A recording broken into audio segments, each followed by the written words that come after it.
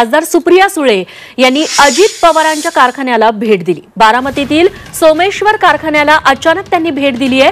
कारखाना प्रशासन आणि शेतकऱ्यांसोबत यावेळी सुप्रिया सुळे यांनी संवाद साधला। भेटीवेळी कारखान्याचे अध्यक्ष संचालक मंडळ गैरहजर होतं। राज्याचे उपमुख्यमंत्री अजित पवार यांच्या नेतृत्वाखाली चालवल्या जाणाऱ्या सोमेश्वर सहकारी साखर कारखान्याला राष्ट्रवादी शरद पवार गटाच्या खासदार सुप्रिया सुळे यांनी आज भेट दिली। यावेळी त्यांनी कारखाना प्रशासन आणि शेतकऱ्यांसोबत चर्चा केली।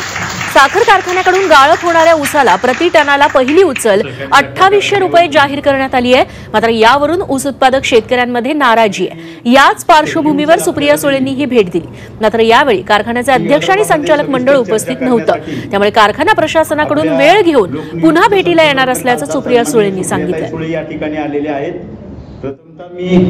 सर्व एक मोठा मुद्दा हा पेंडिंग आहे।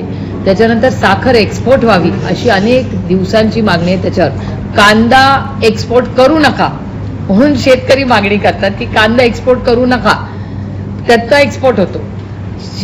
साखर कारखानदार म्हणतायत आणि शेतकरी म्हणतायत एक्सपोर्ट करायची परवानगी द्या आणि त्यांना मिळत नाही। म्हणजे सरकारचं धोरण खूप गमतीशीर आहे।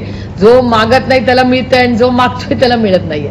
त्यामुळे ह्या सगळ्या खूप गांभीर्याने घ्यायच्या विषय आहेत। त्याच्यामुळे ही सगळी चर्चा करण्यासाठी मी आले होते।